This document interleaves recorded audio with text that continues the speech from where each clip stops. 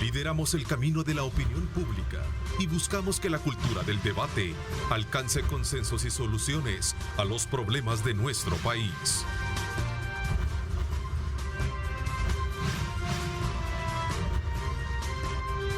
Diálogo con Ernesto López.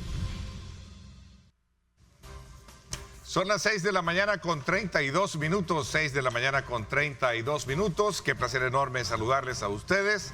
Gracias por ese voto de preferencia que tienen para estar con nosotros y ser parte de nuestra audiencia, a la cual recibe el mejor de los esfuerzos periodísticos de nuestros equipos y por supuesto también de nuestra programación. Así es que desde ya, bienvenidos. Vamos, como lo dije hace unos minutos, continuando a conocer el balance de las actividades que se han generado alrededor de lo que aconteció el pasado fin de semana y que ya todos conocemos y que tiene que ver precisamente con cambios dentro de la estructura de la Corte Suprema de Justicia y otros aspectos elementales en cuanto a la Fiscalía General de la República y el trabajo legislativo. Esta mañana, para conocer desde la perspectiva del sector privado, agremiado en ANEP, quiero darle la más cordial bienvenida a la directora ejecutiva de la Asociación Nacional de la Empresa Privada, a Leonor Selva. Gracias por acompañarnos, Leonor. Qué gusto tenerte acá y con una nueva faceta como directora de la gremial. Bueno, buenos días, Ernesto, y buenos días a todos. Y es siempre bonito regresar acá a esta que fue en algún momento mi casa, ¿verdad? Bienvenida. La verdad que esto es un factor muy importante dentro de tu vida curricular y que te permite, obviamente, ahora desarrollar desde otra perspectiva los análisis que en su momento tuvimos, ¿no? Sí, definitivamente para mí es un reto importante, pero también me llena de muchísimo orgullo poder decir que es por primera vez que una mujer está ocupando esta posición. Entonces siento una gran responsabilidad de abrir estos espacios para más mujeres y para más jóvenes y para probar que hay virtud en el diálogo y en la diversidad. Te ha tocado vivirlo. Ya en su momento vamos a tener el contacto vía Zoom con el doctor Javier Simán, presidente de ANEP, que va a acompañarnos también en esta entrevista. Llegas en un momento bastante convulsionado políticamente, ¿no?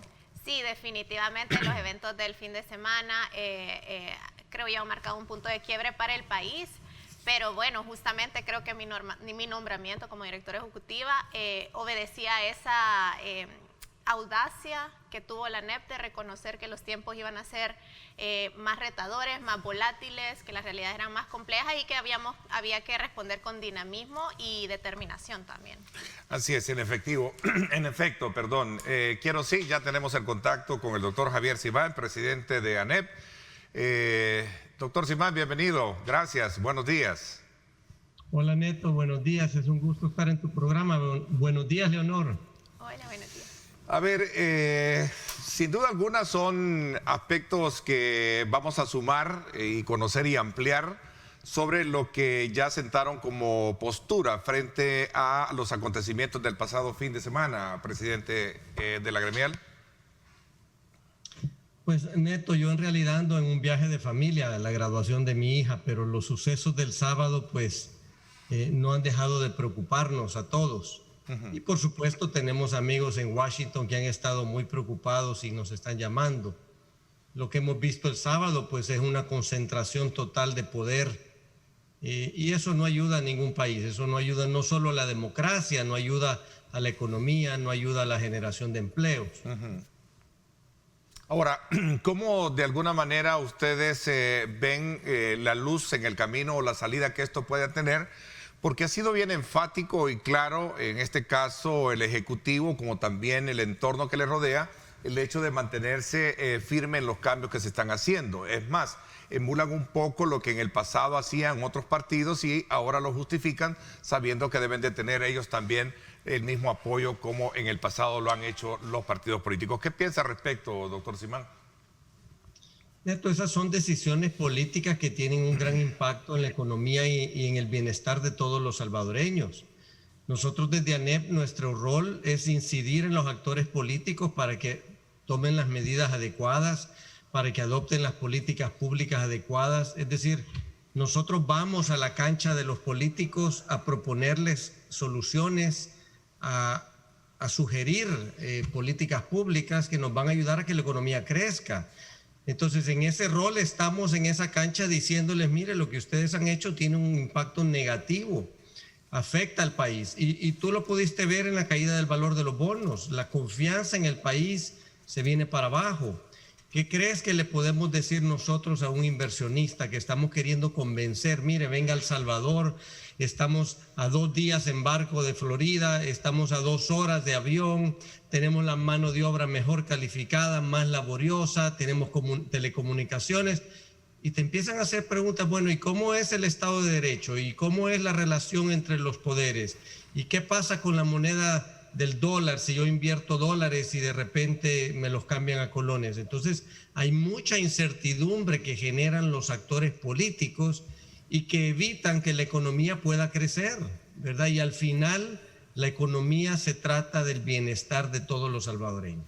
¿Qué es lo que, de acuerdo a ustedes, y voy a dejar un poco también a Leonor para que pueda sumarse, desde luego, en esta conversación de la mañana, qué es lo que ustedes de alguna manera plantean como en el ejercicio de lo que se hizo mal para poder de alguna manera, en este caso, hacer cambios en los nombramientos en la Sala de lo Constitucional, y así como también dentro de la Fiscalía, sobre todo porque parte de la justificación o argumentos es que es valedero a partir de la Constitución que faculta a la Asamblea Legislativa tanto nombrar como también prescindir de ellos cuando estos de alguna manera han cometido ciertas fallas. Doctor Simán y Leonor tienen la palabra. Mira, yo creo que, bueno, primero parto de lo que tú decías antes, y creo que la bancada de Nuevas Ideas, que entra con tanto apoyo popular y con la confianza de la ciudadanía puesta en ellos, este es el momento donde ellos pueden marcar la diferencia, porque como tú decís, que se esté argumentando que, bueno, ahora ellos tienen derecho a hacer lo que se hizo antes, pues creo que justamente ellos llegan al poder para hacer las cosas diferentes. Está bien, si a ellos les toca como Asamblea Legislativa. De hecho, ya había un proceso iniciado de elección de magistrados de la Corte Suprema de Justicia, pero a ellos les toca renovar 5. No les tocaba renovar a los magistrados que estaban en la Sala de lo Constitucional. Y aunque hay una facultad para iniciar un proceso de destitución, ese proceso tiene ciertas reglas y ciertas limitantes.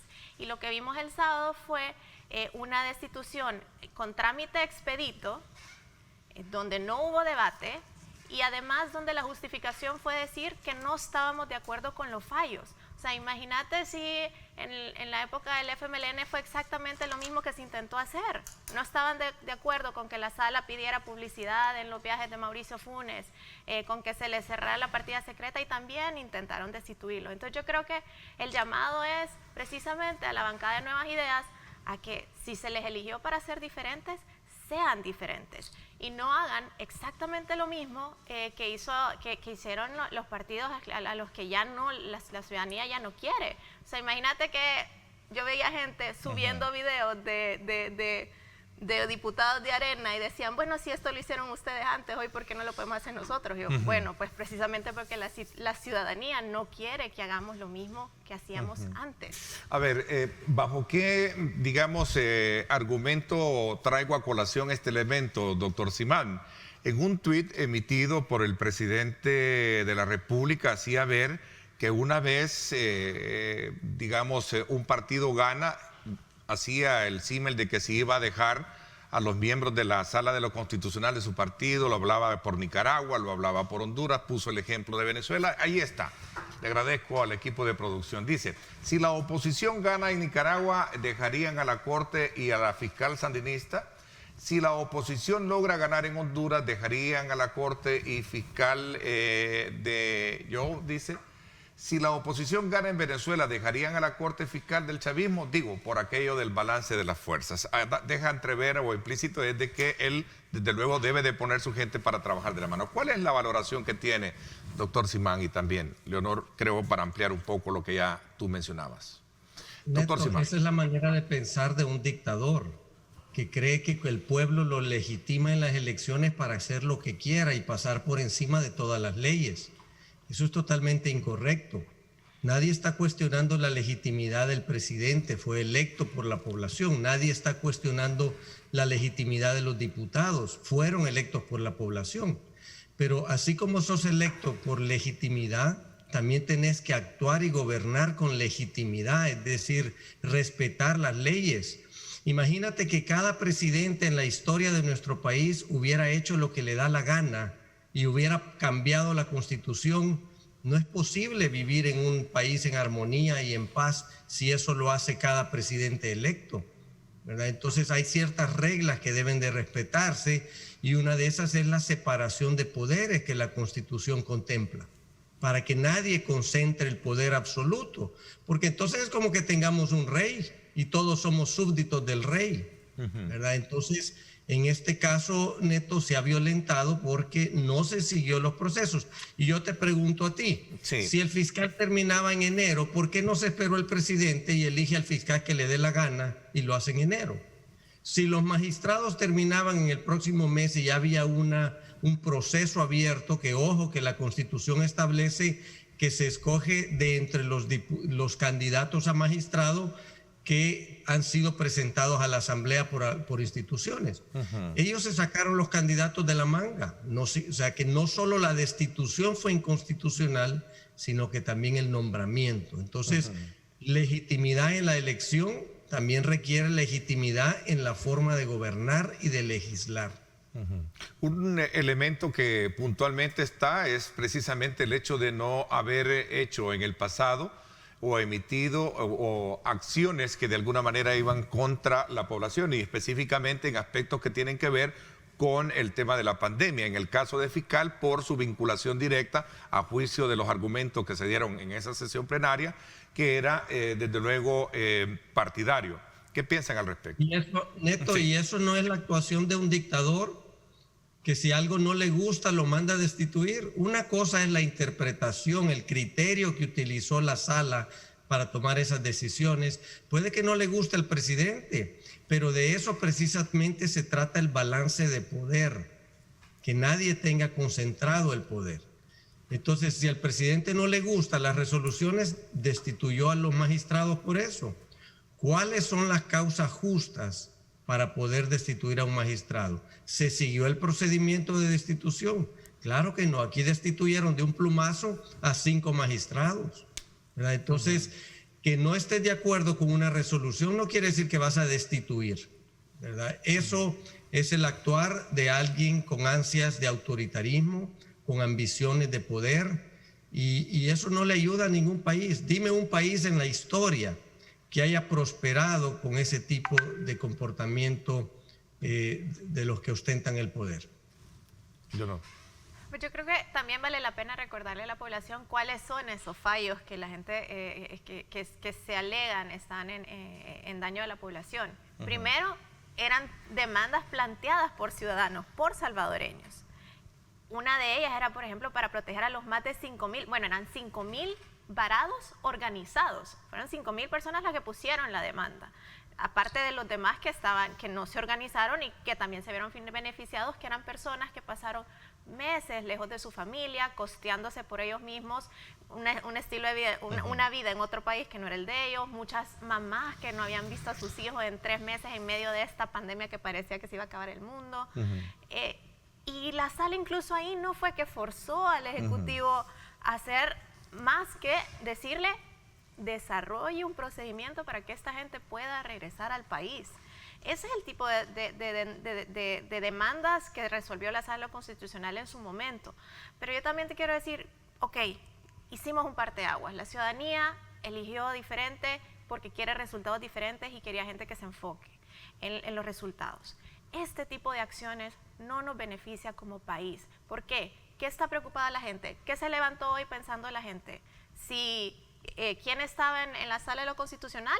¿O cómo le va a dar de comer a sus hijos hoy porque desde el año pasado perdió su empleo? Y estas acciones, como lo vimos ayer, solo nos dañan porque los inversionistas extranjeros, olvídense que van a venir en este año, vea.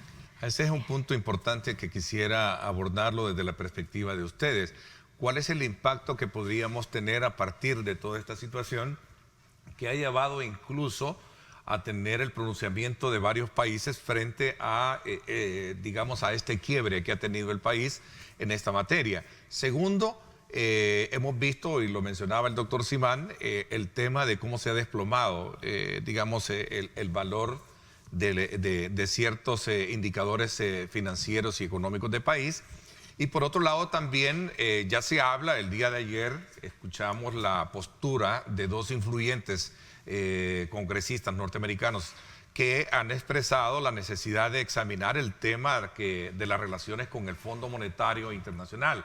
De hecho, decía el senador Menéndez y también Leahy, decía, instamos a la administración Biden que se comprometa a coordinar con el Fondo Monetario y otras instituciones financieras para dejar claro que el apoyo financiero de los Estados Unidos hacia el gobierno de Bukele debe depender del respeto por la democracia, la independencia judicial y el imperio de la ley en el país. Doctor Simán y también Leonor, ¿qué piensan?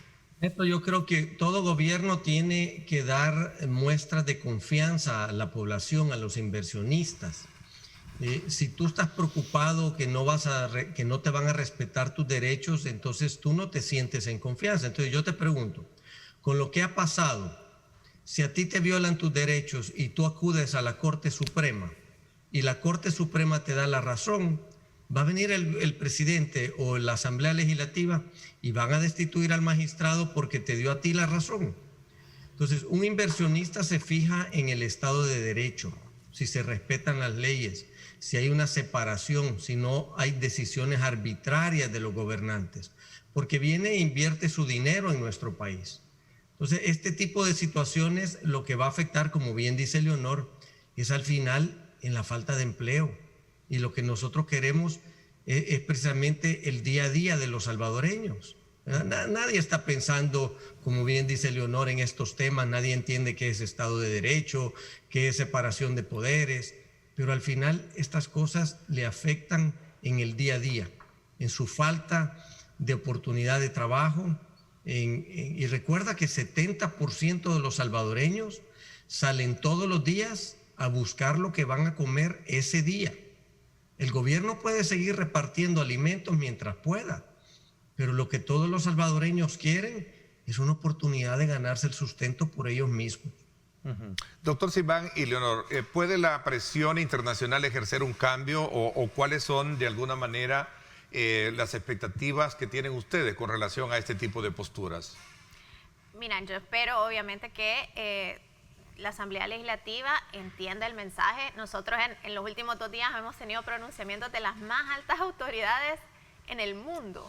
Anoche se pronunció el secretario general de Naciones Unidas, de nuevo, ¿por qué estamos llamando la atención solo por lo malo cuando podríamos estar llamando la atención por lo bueno? Tuvimos un pronunciamiento de la vicepresidenta Kamala Harris en el marco de una visita que ella iba a hacer a la región, donde podíamos haber fortalecido los lazos entre los dos países. Ahora lo que tenemos es un reclamo de la Casa Blanca directamente y seguramente una reconfiguración de cómo ellos estaban viendo la cooperación hacia el país, las prioridades del país y las relaciones con el país. Imagínate cómo se disparó en el pie, creo yo, el Estado salvadoreño con estas acciones del fin de semana. ¿Qué había dicho el ministro de Hacienda el viernes? Que una de las prioridades, y estaban en todo su derecho, iba a ser aprobar todos los créditos que ellos consideraban que la Asamblea Saliente les había bloqueado. Ayer se desplomaron los bonos del Salvador. Eso significa que ahorita salir a buscar dinero es virtualmente imposible o sumamente caro. Entonces, tú mismo te saboteaste de algo que necesitabas para resolverle los problemas a la población. Ese es el tipo de lección que espero yo que la Asamblea entienda, que sus decisiones políticas también afectan todo el plan de país de desarrollo económico. Y que al final son ellos los que se están limitando de todas las oportunidades que tienen. Las negociaciones con el Fondo Monetario Internacional, yo no sé si siguen, yo no sé si se van a suspender, o ciertamente las condiciones del acuerdo van a ser mucho más duras de las que se habían previsto anteriormente. Doctor Simán. Y te agrego a lo que dice Leonor. ¿Tú crees que un inversionista de los Estados Unidos va a invertir en un país donde su vicepresidente, sus congresistas, sus senadores, donde organizaciones mundiales, como dice Leonor, están señalando la falta de respeto a la ley? Yo creo que a veces nuestros políticos son muy ciegos, Neto, que no ven que sus actuaciones van más allá de nuestro país.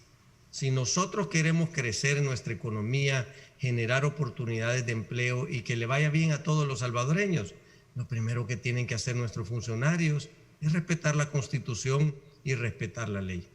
Pero si ellos van a estar cambiando la ley a su antojo, no vamos a lograr atraer inversión.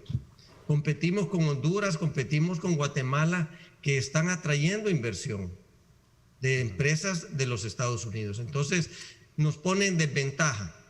Y al final, como bien dice Leonor, es el día a día de todos los salvadoreños lo que estamos afectando. ¿Cómo encuentra esta situación al sector empresarial del país? Y le voy a hacer la pregunta, doctor Simán, porque me parece que, o pareciera, que cierto sector de empresarios están del lado precisamente del presidente, no así las gremiales que ya sentaron sus posturas, como el caso de ustedes. Cuénteme un poquito sobre ese tema.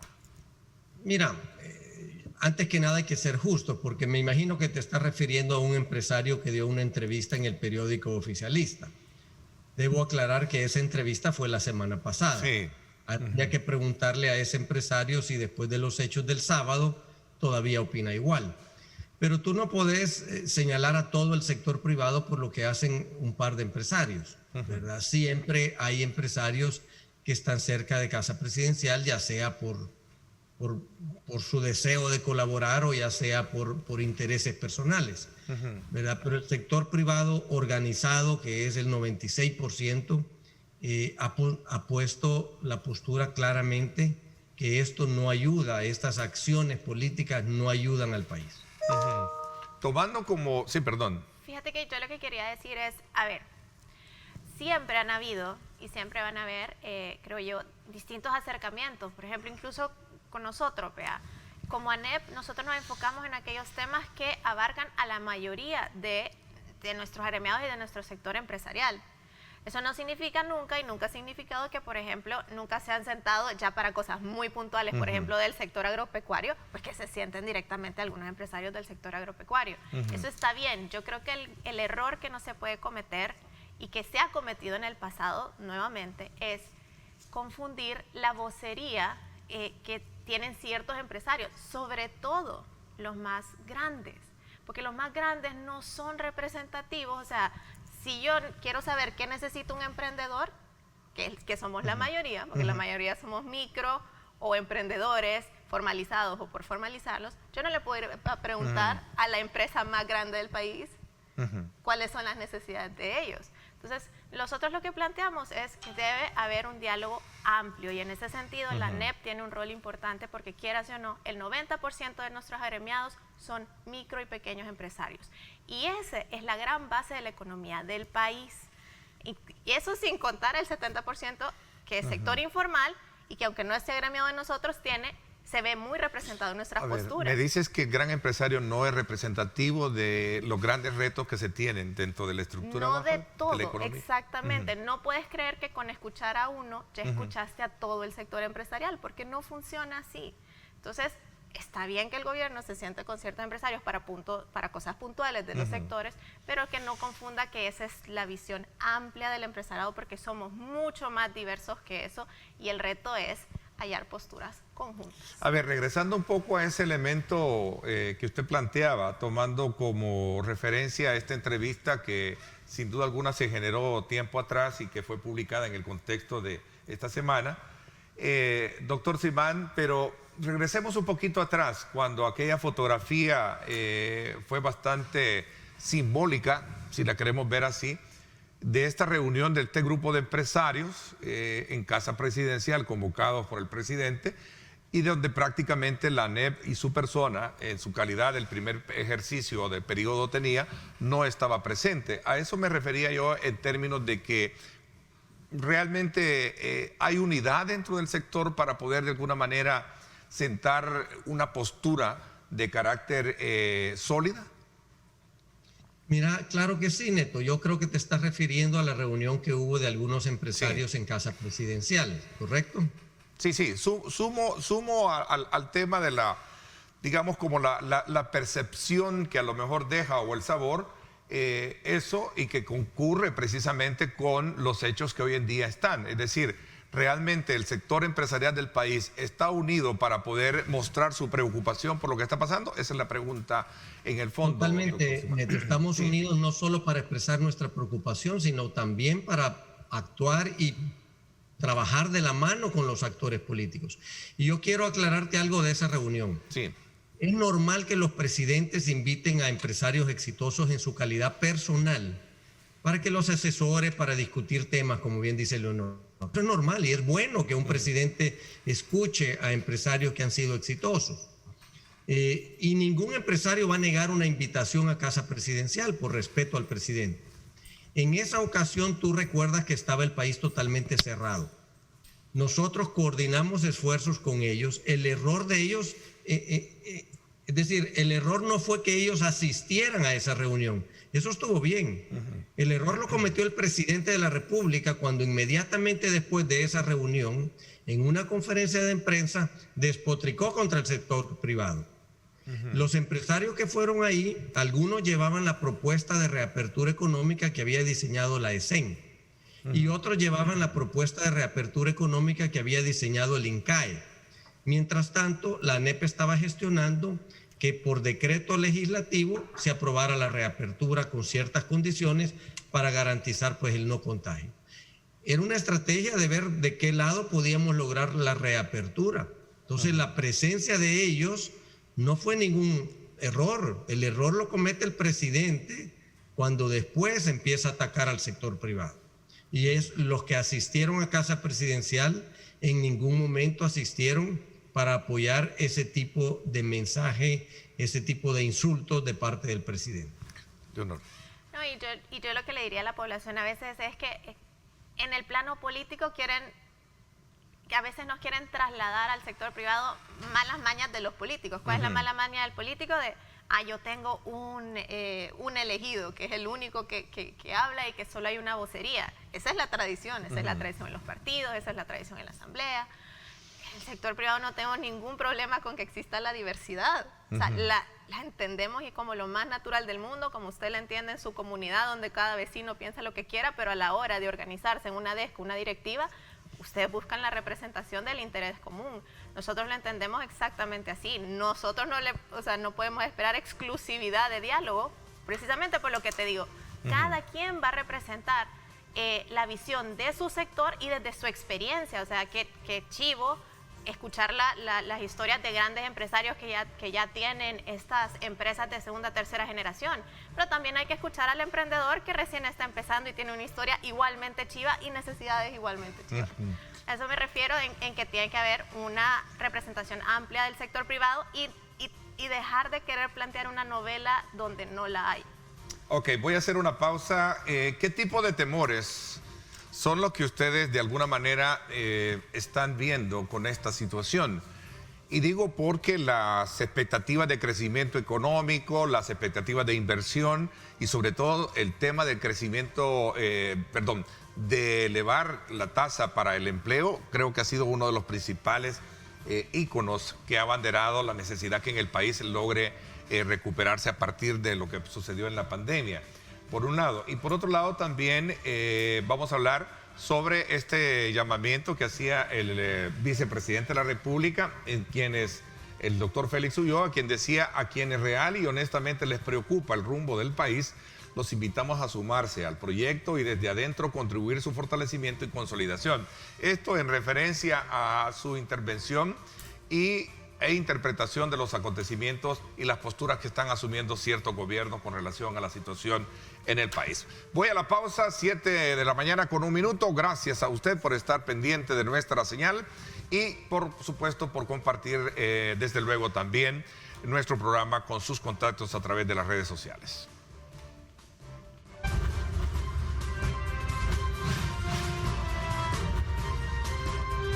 Diálogo con Ernesto López. Estás viendo Diálogo con Ernesto López.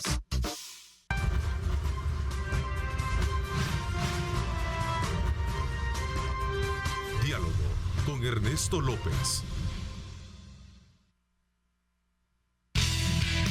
No hay el camino, ni reto capaz de frenarnos. Econoparts, siempre las mejores marcas. Econoparts presenta.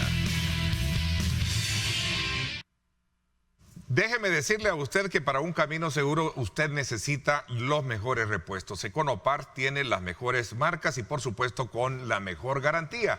Por esa razón aprovechamos el espacio para irnos con esta imagen hasta el sector del Boulevard del Ejército. Conozca cómo está el tráfico a esta hora para que tome en consideración si piensa desplazarse por esta zona. Recuerde, Econopar, nuestras marcas son la mejor garantía. Nuestras marcas son la mejor garantía. Econoparts, siempre las mejores marcas. Presentó. Bueno, continuamos conversando con el presidente de ANEP, el doctor Javier Simán, que está fuera del país. Lo tenemos precisamente cumpliendo un compromiso familiar. Y tenemos también a Leonor Selva, directora ejecutiva de ANEP, acá en nuestros estudios. Dejé planteada la pregunta que qué tipo de temores son los que ustedes perfilan si no se logra resolver esta situación, doctor Simán y también Leonor. Tú mencionabas lo que dice el vicepresidente Ulloa. También. Yo te pregunto, ¿cuál es el rumbo del país? ¿Cuál es el plan económico? ¿Cuál es el plan de rescate de los empleos que se perdieron en la cuarentena? ¿Cuál es el plan para generar nuevos empleos?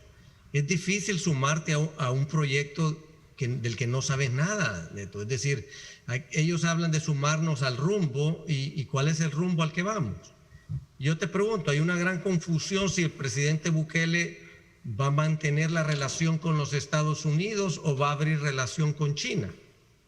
Pareciera que el presidente está bailando con dos novias y está poniendo en riesgo la relación con nuestro principal socio, nuestro principal aliado.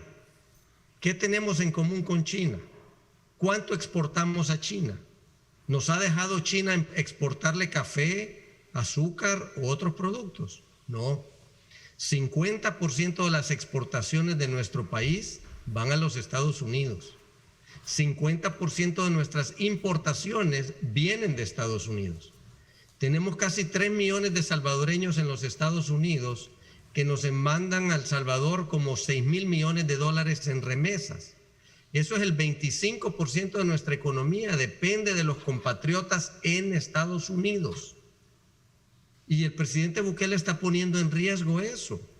Tienes a los beneficiados con el TPS colgando del limbo porque no se les ha resuelto. Tienes a los beneficiarios del Dreamers Act y tienes casi 1 millón de salvadoreños que están de manera ilegal en Estados Unidos.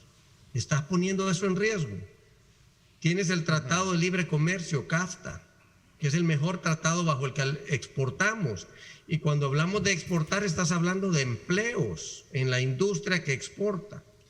Todo eso se está poniendo en juego por un capricho del presidente de pelearse con medio mundo, de pelearse con congresistas, y al final estás hablando del futuro de cada uno de los salvadoreños que depende de las remesas de sus compatriotas. Entonces, sí hacemos un llamado al gobierno que sea responsable en lo que está haciendo. ¿Qué pasaría si se cierran las puertas? No podés, Neto, despreciar la relación con los Estados Unidos. ¿Qué pasaría si se nos cierran las puertas de la cooperación de estos países que han sentado su postura, digamos, de rechazo o de preocupación por lo que está pasando en el país, Leonor? Mira, primero seamos muy claros. El estado de las finanzas públicas del país es bien sencillo. El 2021 y el 2022 depende de créditos internacionales. Entonces, si no nos dan créditos, el Estado ni siquiera se va a poder mantener, ni siquiera va a poder pagar los salarios de la bancada, de la nueva bancada legislativa, ni de los médicos, ni de los maestros, ni de los policías. Entonces, ahorita lo que hemos puesto es, le hemos puesto parón de un solo a todas las discusiones que se estaban teniendo con la banca multilateral y con el Fondo Monetario Internacional. Entonces, ¿cómo va a pagar el Estado sus propios costos? Empezando por ahí. Ahora, segundo, ¿cómo le va a garantizar a usted empleo? A usted que lo perdió el año pasado y a usted que nunca lo ha tenido y a usted joven que se acaba de graduar ahorita y va a ir a empezar a buscar trabajo. Si nadie va a querer invertir, o sea, Adentro del país, ahorita, estamos paralizados por miedo. Y yo no veo que ningún empresario vaya a querer invertir ahorita en el país. Y mucho menos inversionistas extranjeros, teniendo otras opciones a la par que están ofreciendo mejores condiciones como Guatemala y Honduras. No deberíamos ser el menos favorito del Triángulo Norte. O sea, hace un mes estábamos con el pleito de que no nos metan en la misma buchaca del Triángulo Norte y nosotros mismos nos estamos metiendo y encima nos estamos poniendo en último lugar en términos de qué país es más atractivo para la inversión. Empecemos a resolver los problemas del país. ¿Nos queremos montar en un rumbo? Ok, montémonos en el rumbo del desarrollo, montémonos en el rumbo de generar empleos. Para eso, la NEP está lista para montarse, siempre y cuando haya respeto del Estado. A ver, pero pareciera, doctor Simán, de que el Ejecutivo no quiere tener una relación, no sé si por el tema que a lo mejor evidentemente es personal, una relación con el sector agremiado, en este caso ANEP. Quiero aclarar, Neto, que de mi parte no es ningún problema personal, porque yo jamás he tenido una conversación con el presidente Bukele, no lo conozco.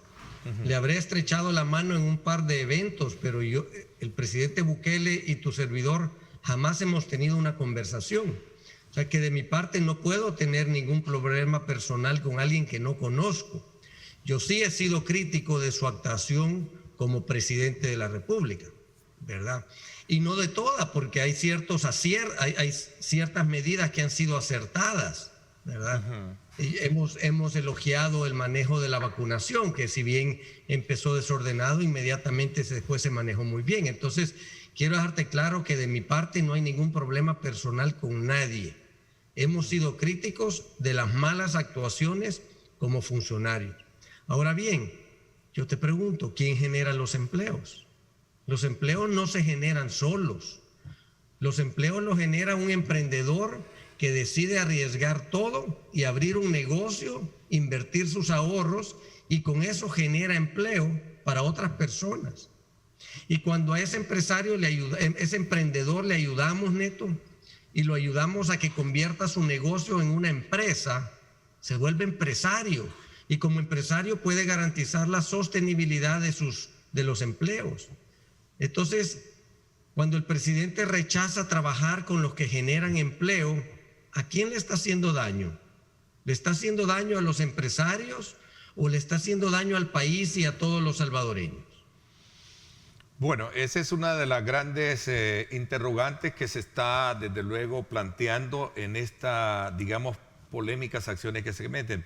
Regreso un poco al tema del impacto económico, doctor Simán, y quiero conocer, porque escucho de algunos empresarios que una vez el camino, digamos, difícil que tengamos en materia de cooperación, en materia de préstamos y el cierre que puede haber como repercusión de lo que está pasando, Dios quiera que esto no sea así, el gobierno va a tener que recurrir en este caso a utilizar el colón de nuevo. ¿Hay temores alrededor de esta figura?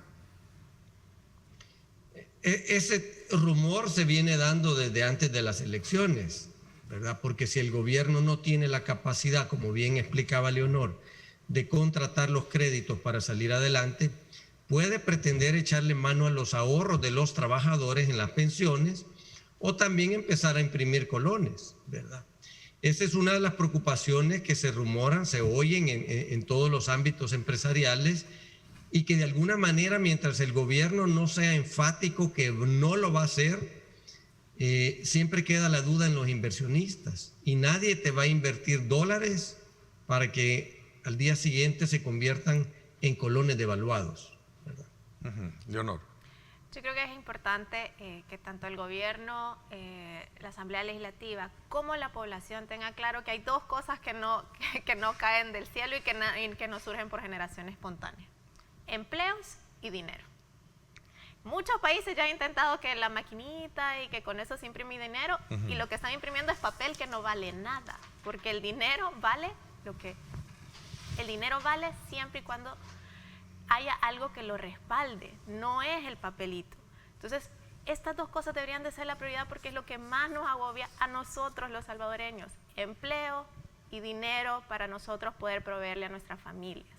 Esas son las dos cosas en las que se necesita estabilidad, gobernabilidad y certeza política, Y son dos cosas en las que la empresa privada puede ser un aliado sumamente importante para generar empleos para el gobierno. Entonces, si nos enfocamos en los verdaderos problemas de la población, podemos trabajar juntos y podemos movernos hacia adelante y llevar al país a donde todos queremos que llegue, a un país desarrollado y próspero.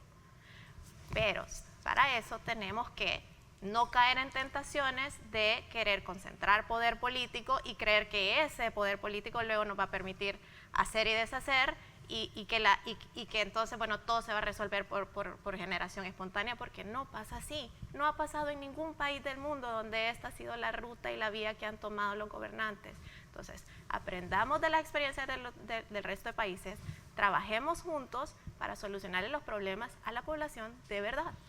A ver, doctor Simán, ¿hay algún canal de comunicación abierto entre el Ejecutivo y la ANEP que pueda de alguna manera lograr acercamientos de trabajo, como usted lo dice? Porque al final lo que buscan es coordinar bajo el espíritu de sacar adelante el país.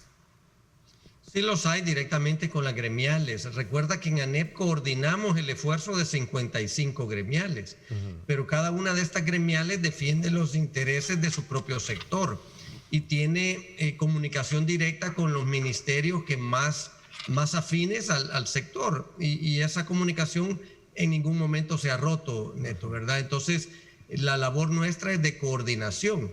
Si no quieren hablar con nosotros, no hay problema, pero los diferentes sectores sí mantienen comunicación, ¿verdad? Y nuestra labor no solo es con el gobierno, nuestra labor es con todos los actores, instituciones, organismos internacionales, pero también es hacia adentro, Neto. Nuestra labor es ayudar a las gremiales a fortalecerse, ayudar a los empresarios y a los emprendedores a salir adelante. Y esa labor en ningún momento ha dependido de quién esté en el Ejecutivo. Eso depende de nosotros mismos y lo seguimos haciendo. Entonces, sí hay canales de comunicación. Lastimosamente no hay canal con ANEP cuando ANEP logra consensuar posiciones de todos los sectores. ¿Qué aspectos de alguna manera serían los que hay que cambiar dentro de esa relación y cuál ha sido el detonante que de alguna manera vino a deteriorar, digamos, esta comunicación? Porque en el pasado se ha tenido desde luego ese acercamiento, los gobiernos han estado bastante cercanos en términos de trabajo y coordinación, a eso me refiero, y a diferencia con este, doctor Simán. Mira, siempre el primer año de gobierno es una luna de miel, ¿verdad? El único detonante que yo puedo pensar es que te acuerdas que existía una comisión que iba a auditar el uso de los 1.000 millones para el fideicomiso. Los miembros de las diferentes organizaciones, por iniciativa de ellos, decidieron retirarse de esa comisión, y de alguna manera el presidente o su hermano pensaron de que había sido una directriz de ANEP cuando no lo había sido.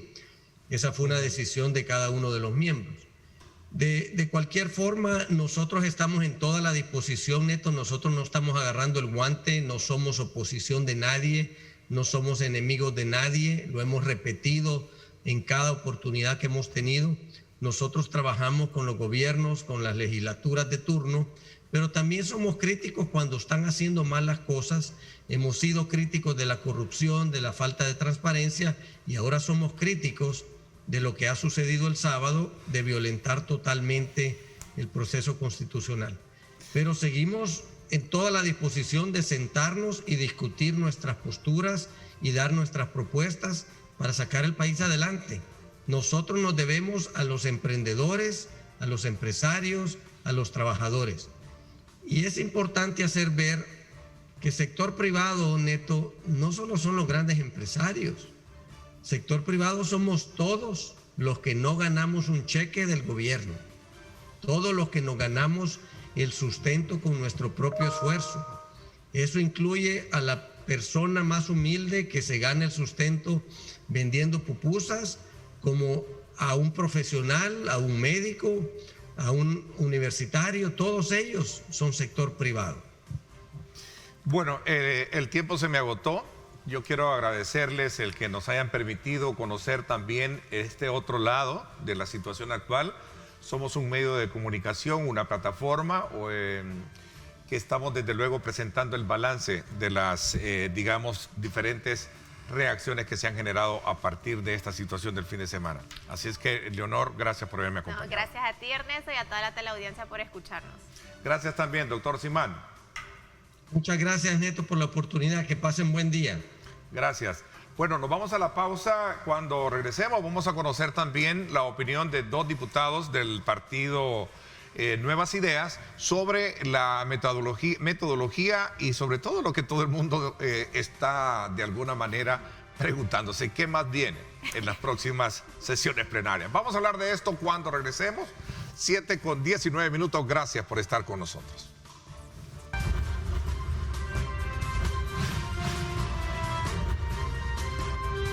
Diálogo con Ernesto López. Estás viendo Diálogo con Ernesto López.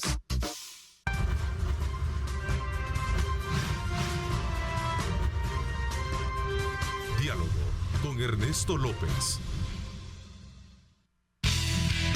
No hay camino ni reto capaz de frenarnos. Econoparts, siempre las mejores marcas. Econoparts presenta.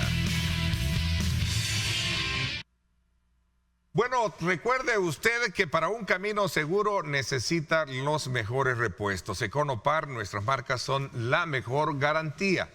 Por eso usted tiene la oportunidad de comprar las mejores marcas de repuestos para sus motores con la mejor garantía que ofrece Econopar. Vámonos entonces hasta el sector de la calle El Pedregal para que usted tenga en consideración lo que podemos apreciar en esta imagen. Hay una fluidez vehicular en este sector que es eminentemente comercial, pero a esta hora de la mañana le ofrecemos, gracias a Econopar, esta opción para poder transitar en la zona. Nuestras marcas son la mejor garantía. Econoparts, siempre las mejores marcas. Presentó. Bueno, vamos a esta segunda parte del programa a conversar con Ana Figueroa, ella es diputada del partido Nuevas Ideas. Bienvenida, gracias por estar con nosotros. Buenos días, Ernesto, ¿cómo estás? Un saludo a todos nuestros televidentes. Gracias también a Jorge Castro, diputado del partido Nuevas Ideas. Gracias, Jorge. ¿Qué tal, Ernesto? ¿Cómo estás? Un saludo a todo el pueblo salvadoreño. Estamos aquí para platicar con todos. Bueno, tuve la oportunidad de tenerlos en las diversas plataformas electorales y qué bueno ahora ya verlos con la investidura de diputados, ¿no? Gracias, muy amable. Gracias, Cuando estábamos en campaña. A ver, sin duda alguna lo que pasa en el país tiene que ver con el trabajo que ustedes llevaron a cabo en la primera sesión de instalación y esto de alguna manera ha traído consigo todo este hervor de acciones, reacciones. ¿Cómo lo están examinando ustedes desde esa perspectiva en la cual consideran que lo que se ha hecho es de alguna manera ilegal? Bueno, Ernesto, comenzar diciéndole al pueblo salvadoreño que nosotros fuimos elegidos por 2 razones. La primera era precisamente para ser parte de este proceso de transformación que comenzó allá por 2017 y que, bueno, ha conllevado a una serie de cambios estructurales en nuestro país. Y la segunda razón por la cual nosotros fuimos elegidos fue precisamente para cumplir y hacer cumplir la Constitución. En ese sentido, creo que nosotros estamos tranquilos porque hemos hecho lo que la gente quería y no nos hemos salido del marco legal en ningún momento. Nosotros siempre estuvimos basados en la Constitución, que es nuestra norma primaria. Entonces nosotros hicimos lo que hicimos basados en el artículo 186 de la Constitución, la que nos dice que la Asamblea Legislativa tiene digamos, el deber de elegir y destituir a los magistrados. Y ahí da una serie de requisitos, tales como las 2 terceras partes de los votos. Y nosotros obtuvimos 64. Esto quiere decir que nosotros no lo hicimos solos, sino que tuvimos el apoyo de 4 partidos políticos. A ver. Sí, no, definitivamente nosotros fuimos elegidos por el pueblo, somos representantes del pueblo. Si ustedes se fijan, lo que se hizo ese primer día fue una aplicación del orden normativo, específicamente de la Constitución y, como decía Ana, del artículo 186, inciso primero. Los que dicen que se hizo algo ilegal lo hacen porque dicen que las causales no estaban establecidas en una ley secundaria. Pero eso, precisamente, alegar eso es cometer un fraude a la Constitución. Porque lo que se está diciendo es que la Constitución no tiene aplicabilidad en sí misma. Es como que fuera un amontonamiento de normas sin sentido.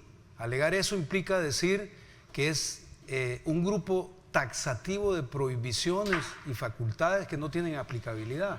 Entonces, eso no puede ser. La Constitución en sí misma tiene una aplicación. Y entonces lo que se hizo en representación del pueblo y en vista de las ilegalidades constantes cometidas por la Sala es aplicar el artículo 186, inciso primero.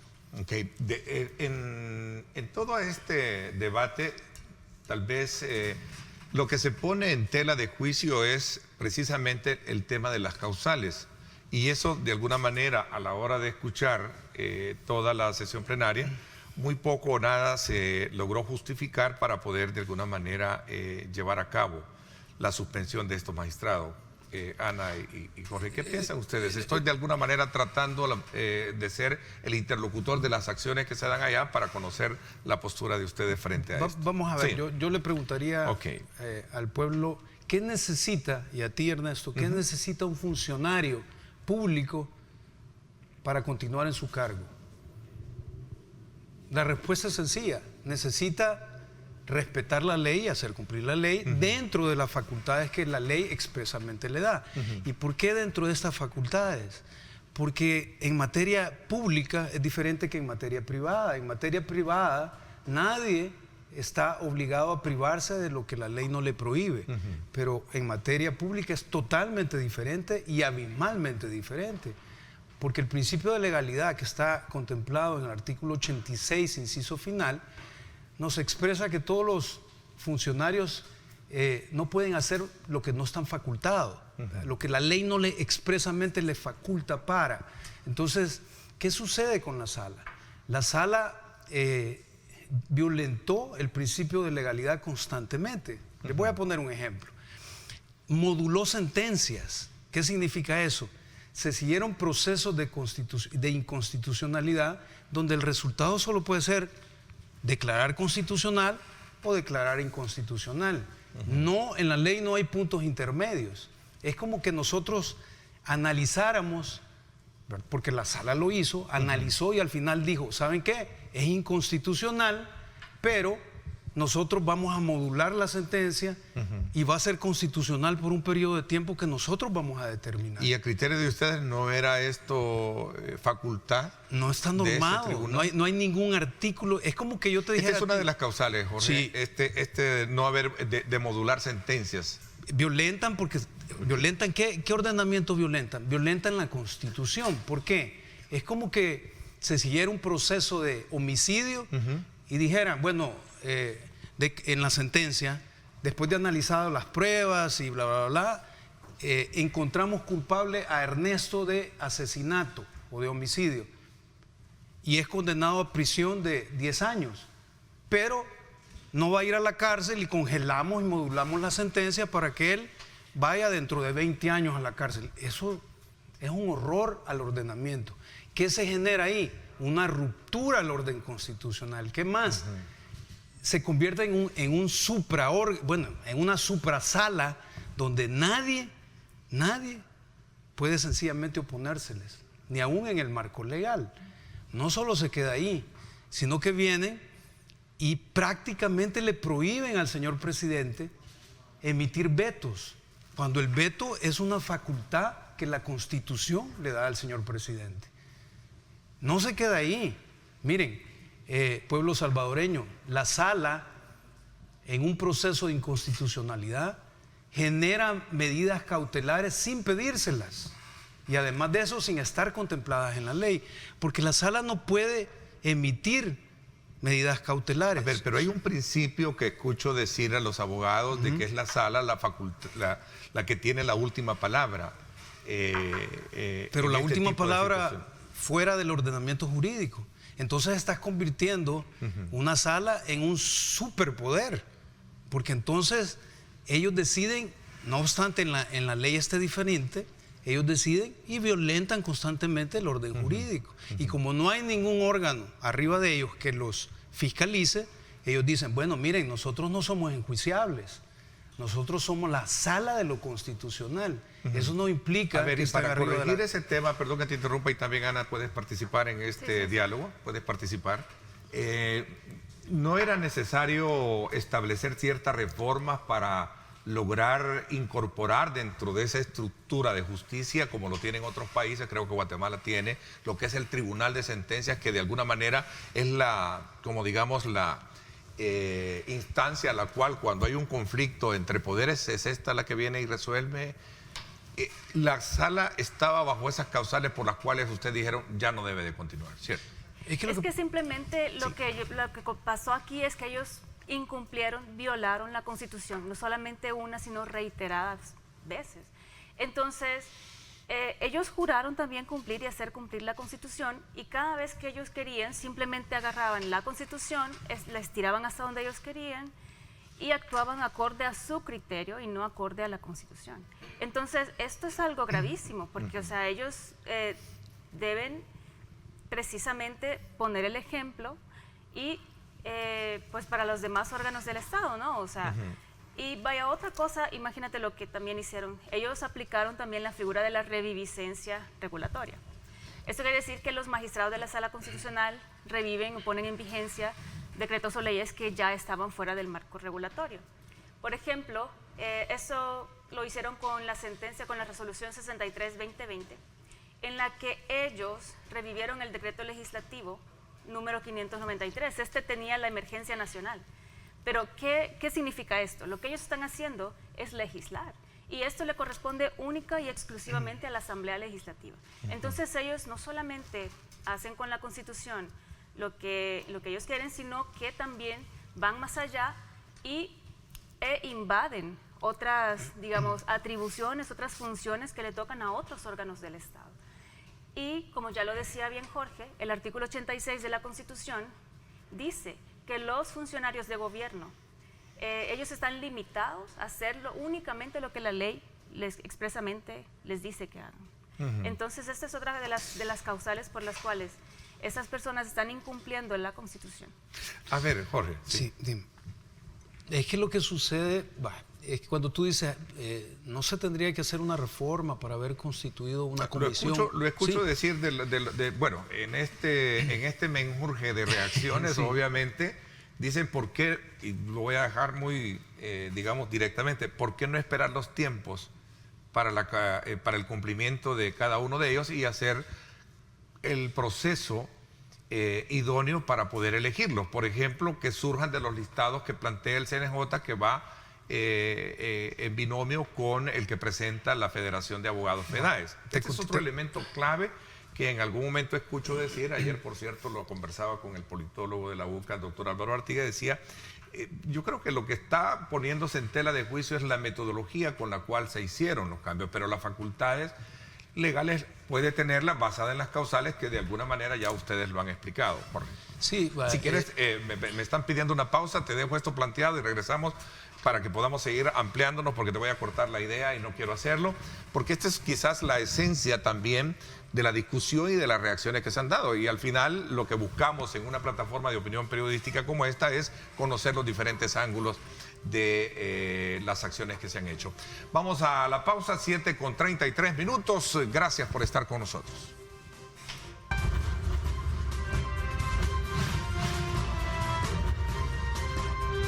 Diálogo con Ernesto López. Estás viendo Diálogo con Ernesto López.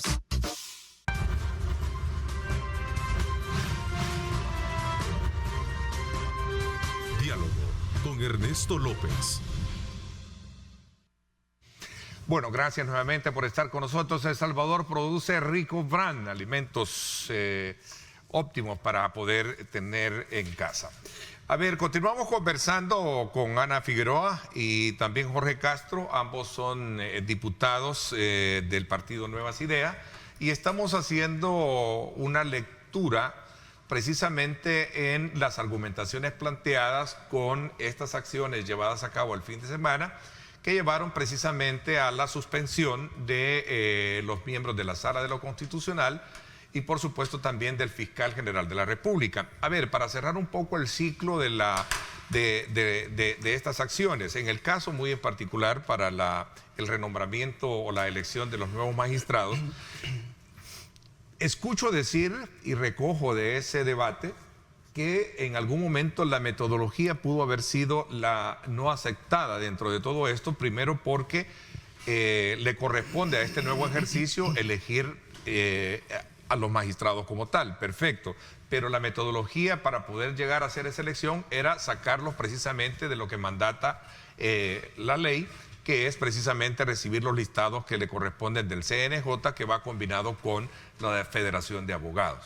Sí. Sin embargo, ese es un proceso establecido para la elección de los magistrados. Y en este caso nosotros no estamos eligiendo, nosotros sustituimos, lo que es una figura diferente. Entonces estos diputados, perdón Ana que te interrumpa, para quedar claro, estos magistrados van a cumplir, están electos para el periodo, simplemente que les falta a los que a los que fueron sustituidos.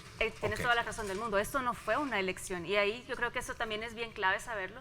Nosotros no estábamos eligiendo magistrados de la Sala Constitucional, sino que sustituyendo. Siguiendo siempre con el artículo 186, fueron destituidos, sin embargo no podíamos dejar la sala acéfala, porque tienen un trabajo muy importante que cumplir. Entonces nos veíamos también en el deber de buscar nuevas personas que pudieran suplir eso, y también lo hicimos con base en la Constitución, en el artículo 177 que establece los requisitos que los magistrados deben cumplir. A ver, como decía Ana, aquí lo que se está haciendo no es una elección. O sea, es que lo que pasa es que ocurre una destitución que está avalada por el 186, inciso primero, y entonces al destituirlos, ¿verdad? Lo que ocurre no es una elección, es una sustitución por el tiempo que le restaba a los magistrados. Entonces, no estamos hablando de una elección, sino es una sustitución. Ahora, dicen, ¿por qué no agarraron del listado, como tú estabas diciendo? Porque ese listado, si ustedes se fijan, los magistrados que hemos removido, se destituyeron, son los que salieron del listado, de la lista, valga la redundancia, del 2018. Ese listado nació con una vigencia determinada, ya no se encuentra vigente. Entonces nosotros no ocupamos listados. ¿Por qué? Porque esta era una sustitución y efectivamente, como decía Ana, los magistrados que han sido electos a partir de ese día van a estar vigentes en el tiempo que los demás tenían para estar. Entonces, esa es la razón del por qué no estamos hablando de una elección, sino de una mera sustitución. Se ha hecho un quiebre, de acuerdo a los que critican esta decisión, se ha hecho un quiebre en la democracia a partir de que se están perdiendo los pesos y los contrapesos. ¿Qué piensan al respecto? Definitivamente todo lo contrario. Miren, pesos contra pesos. Aquí hablamos de intercontroles. Entonces, ¿qué es lo que ejerce, por ejemplo, el órgano judicial en sus sentencias? Un intercontrol, ¿verdad? Regula que se esté cumpliendo de alguna manera el ordenamiento jurídico. Eso en el deber ser, eso no lo estaba haciendo la sala. Entonces, en ese intercontrol, la sala se posicionó en un poder supra de todos los demás órganos. Bueno, hasta le prohibía al señor presidente emitir vetos. Entonces, en ese momento se rompe el intercontrol. ¿Qué es lo que hace el ordenamiento jurídico? Específicamente la Constitución. Le da a la Asamblea Legislativa la facultad de que cuando esto está sucediendo, de que cuando algún funcionario nombrado en el 186 está violentando el ordenamiento jurídico, de destituirlo. En materia de derecho, hay algo que se llama paralelismo de la forma, que es un principio. ¿Qué es lo que ocurre? Las cosas son deshechas por el mismo órgano o funcionario que lo efectuó de la misma manera. Entonces, aquí el 186 faculta a los magistrados y los magistrados destituyen. Entonces algunos dicen, pero ¿por qué no se les hizo un antejuicio? ¿Por qué no se les llamó para que probaran y se defendieran de su culpabilidad? Y lo otro es, ¿por qué no esperar el tiempo de caducidad que estaba a las puertas para que ellos de alguna manera hubiesen sido sustituidos? Porque eso es primero hay un fraude a la Constitución, porque la Constitución te está diciendo que si hay un funcionario, en este caso de los nombrados por el 186, que está violentando la legalidad. Ya me lo explicaste, que era la parte que quitarlo. Por las cuales son causales, por las cuales era no esperar el tiempo de caducidad. Y si tú esperas, solo termino, si tú esperas el tiempo, hay una continuidad en el que se sigue violentando la normativa. Entonces no puedes permitir que un funcionario siga violentando la normativa. ¿Verdad? Y otra cosa importante aquí, siguiendo en lo que estaba diciendo Jorge, es que nosotros en ningún momento estamos hablando de delitos. Entonces, cuando hablamos de antejuicio, presupone que hay un delito. Sin embargo, aquí nosotros no estamos hablando en ningún momento de delito, sino que estamos hablando de violaciones a la Constitución, que es un proceso, que es un concepto diferente. Entonces, ¿por qué hacerlo ahora? Precisamente porque no podemos permitir que nuestra Constitución siga siendo violentada una y otra vez. Yo creo que esto es también lo que estaba esperando el pueblo salvadoreño, porque ellos también han sido testigos de todas estas violaciones. Entonces, yo creo que por lo menos si ves la opinión pública, podemos ver que ellos están bastante satisfechos con lo que nosotros hemos hecho. Y ellos están bien claros en lo que nosotros hemos hecho esto precisamente para el beneficio de la gente, para que exista un verdadero, digamos, equilibrio entre los tres órganos del Estado. Entonces, la gente parece que lo tiene bien claro, ellos están muy bien informados ahora y están siguiendo por primera vez todas las plenarias. Y nos lo dicen en las redes, o sea, ese día, por ejemplo, ellos estuvieron presentes en las 13, 14 horas que duró la plenaria y estuvieron apoyándonos todo el tiempo. Y eso habla muy bien del trabajo que nosotros estamos haciendo y que la gente lo está recibiendo bien. ¿Cómo ustedes evalúan las reacciones que esto ha causado? Ya vamos a hablar para el otro segmento, el tema también del fiscal general de la República, que fue otra de las acciones. Pero antes, ¿cómo ustedes examinan, Ana y Jorge, el tema de las reacciones que esto ha causado a nivel mundial? Definitivamente las reacciones son totalmente positivas a nivel de la población. Es claro que aquí estamos respondiendo a lo que el pueblo siempre ha esperado, dentro del marco legal. Yo me refiero a la postura de gobiernos como Estados Unidos, que ha mostrado su preocupación por lo que ha acontecido, por este cambio, por esta institución. Mire, yo creo que es ¿sí? hasta dentro de cierto punto, y otros países, perdón, y otros organismos. Hasta cierto punto es quizás normal, porque los medios lo han manejado como que nosotros hemos roto el orden jurídico. Sin embargo, cuando nosotros venimos y explicamos precisamente, legalmente, por qué nosotros hemos hecho lo que hemos hecho, creo que ya se puede entender las razones y que se puede comprobar también que no hemos en ningún momento roto el orden institucional, sino todo lo contrario. Entonces, ya hablando de las opiniones que tienen otros países, por ejemplo, pues nosotros como El Salvador, nosotros creemos que somos, bueno, la misma Constitución lo dice, somos soberanos. La soberanía reside en el pueblo. La soberanía reside en el pueblo. Y esto es muy importante porque es algo que tenemos que respetar. Nosotros respetamos muchísimo la soberanía de otros países y estamos seguros totalmente de que también los demás países lo harán con nosotros. Sí, no, aunado a lo que dice Ana, realmente la relación con los gobiernos internacionales jamás ha estado más sólida como en el momento. Por ejemplo, las divisas hacia el país han mejorado de una manera abismal. O sea, las relaciones con los Estados Unidos jamás había estado tan fortalecida como en estos momentos. Ahora, es natural que al tomar un tipo de decisión como la que se tomó ese día, realmente los países estén atentos y de alguna manera emitan y expresen opiniones al respecto. Lo que pasa es que aquí hay que hacer una zambullida en el ordenamiento jurídico para poder fundamentar y fortalecer la posición del país. Eso es lo que viene a continuación, ¿verdad? Entonces, cuando se toma una acción de esta naturaleza que tiene un impacto históricamente, ¿verdad? Pero entre paréntesis... ¿No se están haciendo más de lo mismo como en algún momento han dicho algunos, digamos, que se han pronunciado en esto?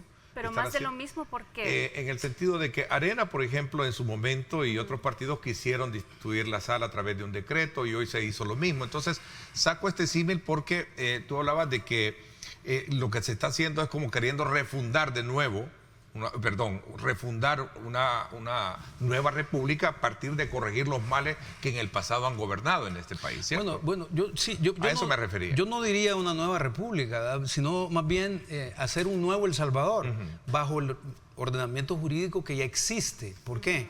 Porque ese ordenamiento ha sido violento. Bueno, todos los salvadoreños saben que históricamente ese nombramiento, ese ordenamiento jurídico ha sido violentado continuamente.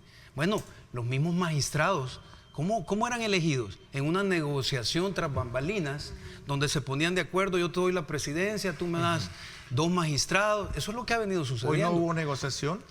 Hoy no hubo negociación. ¿Bajo qué criterios y perfil se eligieron? Es que el perfil y el criterio es el contemplado en la misma Constitución. Ahí está establecido el perfil de cada magistrado. O sea, ¿qué se necesita para ser magistrado? ¿Qué se necesita para ser fiscal general de la República? Los perfiles ya están, pero ¿qué es lo que ocurrió históricamente? Bueno, se reunieron los partidos. Miren, era increíble. ¿Qué hacían? Se detenían en el nombramiento de los magistrados y esperaban juntar ese nombramiento con el del fiscal, el del procurador, y empezaba la negociación nefasta de los puestos eso era lo que se hacía. Y ahorita que nosotros, los de Nuevas Ideas, estamos aplicando la ley directamente por respuesta hacia el pueblo salvadoreño, porque esta es una respuesta directa, no solo al ordenamiento jurídico, sino también al pueblo salvadoreño. Estamos diciendo hasta aquí, y en este momento se van a hacer las cosas de acuerdo a la ley y en respuesta directa al pueblo. Por los antecedentes, por los hechos que nos anteceden y que están vigentes, estamos hablando de esto, creo, estoy seguro que más adelante vamos a entrar en una dinámica ya de conocer algunos aspectos puntuales del trabajo de comisiones y todo eso. Quiero examinar el tema también de la destitución y la elección del fiscal. Y la gran pregunta que todo el mundo tiene es: ¿y quiénes van más en esa lista? Quiero ver si obtengo la primicia con ustedes esta mañana. Me voy a la pausa. Gracias por estar con nosotros. Son las 7:47.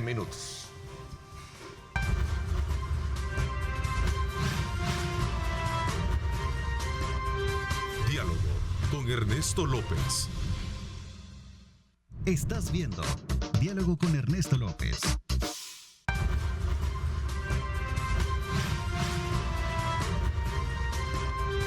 Diálogo con Ernesto López. Gracias nuevamente por estar con nosotros. A ver, entrando un poco a esta fase casi de conclusión del programa, también estaba la destitución, se dio la destitución del fiscal general de la República, no sin antes como de alguna manera también bajo qué causales y bajo qué, digamos, argumentos se llevó a cabo todo esto, diputada. Sí, bueno, de nuevo, o sea, nosotros siempre nos basamos en nuestra Constitución para llevar a cabo este proceso. Nosotros nos basamos, por ejemplo, en el artículo 193 de la Constitución, que te dice: corresponde al fiscal general de la República defender los intereses del Estado y la sociedad. ¿Qué pasó aquí? Teníamos un fiscal que era abiertamente partidario. Cuando él es abiertamente partidario, y precisamente por esto es que perdía independencia y objetividad frente a la justicia que él tenía que llevar a cabo. Entonces tenemos casos emblemáticos, por ejemplo, de miembros del partido Arena que se vieron involucrados en actos ilícitos y que no fueron nunca perseguidos, aunque existían todas las pruebas del mundo para poder perseguirlos. Pero ¿qué pasó? No lo hicieron. Y no lo hicieron precisamente porque no existe esa objetividad que debe existir en un fiscal general. Entonces esto es algo bastante grave porque la población necesita un fiscal que realmente responda a sus necesidades y que realmente imparta justicia. Y lo que nosotros estamos viendo es totalmente lo contrario. Es alguien que persigue a unos mientras que simplemente decide no perseguir a otros. Y esto es algo gravísimo. Sí, no, como decía Ana, realmente aquí, miren, la asamblea anterior tomando decisiones, violentando la normativa, porque la normativa prohíbe precisamente la elección de un funcionario, en este caso el fiscal, que tenga una vinculación partidaria, por las razones que Ana decía. Ahora, haciendo de lado el ordenamiento y dicen, bueno, no importa porque nosotros por mayoría lo elegimos, y eligen a un fiscal que obviamente tiene la vinculación partidaria. ¿Y para qué es el fiscal? La labor del fiscal es importantísima para el país. Y no solo eso, sino que agarran esa elección y la juntan, como yo te decía, con otras elecciones para negociar tras bambalinas todos esos puestos. Y yo te doy tú me das y yo pongo a de presidente, y empieza esa negociación nefasta. ¿A quién daña esa negociación? Daña al ordenamiento y genera una ruptura constitucional directamente. Pero además de eso, daña la voluntad del pueblo. ¿Verdad? Entonces, Jorge y Ana, este tipo de instituciones no buscan en algún momento parar algunas investigaciones vinculadas a la actual administración que están dentro de la Fiscalía, porque también estoy en la obligación de preguntarles sobre esas, digamos, posturas que en algún momento asumen quienes están criticando esta destitución, que lo que está haciendo la bancada a la cual ustedes pertenecen es precisamente queriendo sustituir para ocultar o parar las investigaciones que se tienen al respecto. ¿Qué piensan al respecto? No, para nada, y te digo por qué. Sí. O sea, el trabajo que tiene la Fiscalía, por ejemplo, no va a parar porque haya sido destituido el fiscal. El nuevo fiscal simplemente va a seguir el trabajo con el cual estaba ya trabajando la Fiscalía. Entonces, todos aquellos casos que tienen pendientes van a seguir siendo procesados hasta que lleguen a su fin. Y el propósito de hacer esto es precisamente para que llegue una persona totalmente imparcial que sepa dar la justicia que El Salvador merece, venga de donde venga. Y esto es bien importante porque nosotros estamos buscando precisamente ese equilibrio y tener personas que sean objetivas a la hora de impartir la ley. Entonces no estamos buscando en ningún momento parar ningún proceso, todo lo contrario, lo que estamos buscando es que se imparta la ley y que se haga justicia viniendo de donde vengan los casos que se están procesando. Fíjate que tú dijiste, algunos alegan que lo que se pretende es elegir un fiscal que de alguna manera pare los procesos, ¿verdad? Porque tenga una vinculación partidaria. Pero precisamente esas son las razones del por qué nosotros le respondimos al pueblo quitando al exfiscal, porque él sí tenía una vinculación partidaria. Él sí no era objetivo en sus funciones. Entonces, los que alegan eso realmente están alegando la mera esencia y están compartiendo el hecho legal de haber quitado al fiscal precisamente. Nos están dando la razón de manera indirecta. A pesar de que son opositores, al alegar eso, nos están dando totalmente la razón. Ok, Jorge y Ana, también es temporal, digo, por el tiempo que el fiscal, el fiscal anterior destituido, Raúl Melara, cumplía su periodo hasta enero próximo. Sí, ¿verdad? El proceso de apertura de currículum y discusiones creo que comenzaba en septiembre, si no mal recuerdo, que es el llamamiento que hace la Asamblea para poder escogitar el nuevo fiscal, ¿verdad? Es correcto. Es temporal entonces, esa es la pregunta. Tanto en el caso de los magistrados... Después se va a seguir el debido proceso para lograr una normativa que permita a la población saber de que esta nueva Asamblea Legislativa va a elegir un fiscal basado en principios y perfiles idóneos y no de carácter como en el error que ustedes ven, en el que destituyeron que era de carácter partidario. Sí, de hecho, lo que hemos hecho tanto en el caso de los magistrados como en el caso del fiscal es que ellos han sido sustituidos para terminar el periodo original para el que los otros habían sido elegidos. Entonces, cuando venga su tiempo, nosotros también vamos a hacer el proceso de elección y lo vamos a hacer acorde a las reglas, acorde a las leyes y no acorde a las negociaciones oscuras a las que normalmente estábamos acostumbrados a ver. Jorge. Sí, definitivamente. Aquí lo que ha sucedido es una sustitución, como en el caso de los magistrados. Al sustituir, obviamente, el funcionario elegido, el nuevo funcionario elegido sustituto, entra por el periodo para el cual a quien está sustituyendo. Entonces, cuando llegue el periodo que la ley señala, se va a seguir el procedimiento nuevo para elegir, ahí sí, para elegir de la manera que la ley lo establece. Ok, la gran pregunta del millón, ¿quiénes más van en esta lista? Para mañana entiendo que se modificó el reglamento interno La Comisión Política tuvo reunión. ¿Están en la Comisión Política? Los que han tenido reunión hasta el momento fue la Junta Directiva la que se reunió. Ah, fue Junta Directiva, no fue Comisión Política, No, fue Junta Directiva. No, bueno, las qué bueno. comisiones Acordaron cambiar el tiempo de desarrollo de las sesiones plenarias, pasarla de día jueves hacia día martes. Sí. ¿Se vienen más destituciones? Quizás lo que yo puedo responder a eso es realmente qué obligación tiene la Asamblea Legislativa. Una de las obligaciones que tiene la Asamblea es precisamente aplicar la Constitución y todo el ordenamiento jurídico en el cual se faculta a la Asamblea para determinados actos.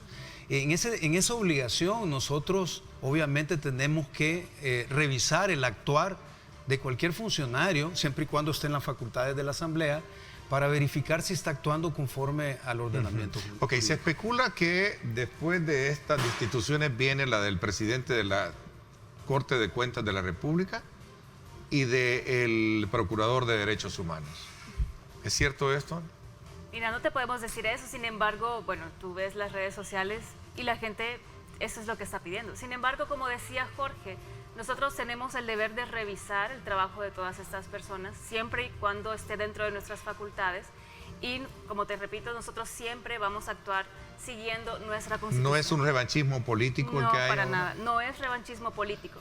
Esto simplemente es una aplicación directa e inmediata de la Constitución y no tiene nada que ver con revanchismo político. Esto simplemente es algo que se está haciendo para beneficio de la población y porque la población lo pide a gritos.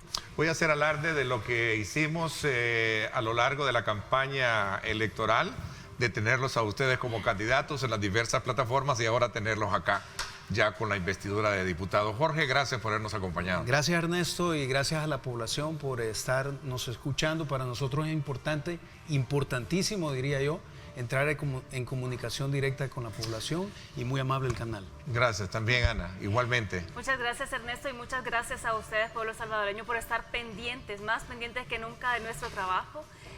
Déjenme decirles, están en su derecho y es su deber estar siempre vigilantes de todo el trabajo que los funcionarios que ustedes han elegido están haciendo. Okay. Así que muchas gracias. Les agradezco muchísimo. Por mi parte, esto es todo por hoy. Gracias. Pásenla bien y como siempre recuerden lo más importante, amar a Dios sobre todas las cosas. Lideramos el camino de la opinión pública y buscamos que la cultura del debate alcance consensos y soluciones a los problemas de nuestro país.